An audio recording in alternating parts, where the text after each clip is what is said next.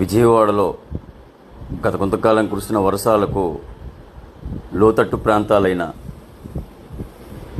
ఖండ్రిక, ప్రకాష్ నగర్, సింగ్ నగర్, రాజరాజేశ్వరపేట, అయోధ్య నగర్ ఇటువంటి ప్రాంతాల్లో బుడమేరు కట్టదిగి పైనుంచి వచ్చే నీరు ఈ ప్రాంతాల్లో చుట్టుముట్టడం జరిగింది.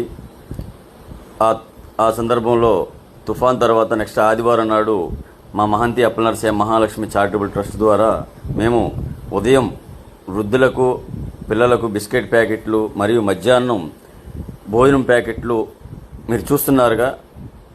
నడుము లోతు నీళ్ళల్లో అప్పుడు నడుము లోతు నీళ్ళం అయినా కానీ పీకల వరకు కూడా ఆ రోజు నీరు ఉంది. అందరికీ కూడా నీళ్ళల్లోనే తీసుకువెళ్ళి ప్రతి ఒక్కరికి కూడా ప్యాకెట్ చెప్పి ప్రతి వారికి కూడా అందజేయడం జరిగింది. ఈ కార్యక్రమాలు ముందు కూడా చేసుకుంటూ వెళ్తున్నాం మేము మా ట్రస్ట్ తరపున.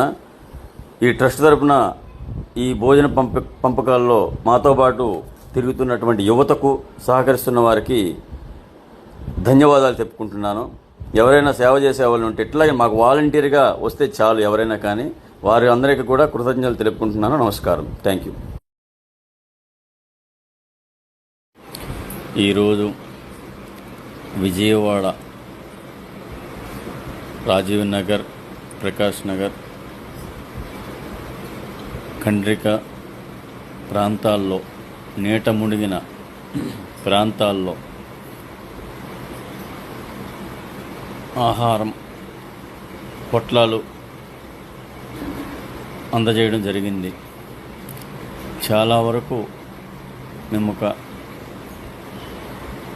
1000 ప్యాకెట్లు తయారు చేయించడం జరిగింది.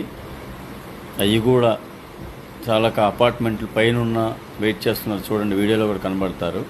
చాలా వరకు నీట మునిగిన మెడలోతు నడుములోతు నీళ్ళల్లో మునిగిపోయి మంచినీళ్ళు కూడా లేక ఇబ్బందులు పడుతున్న పరిస్థితి ఉంది.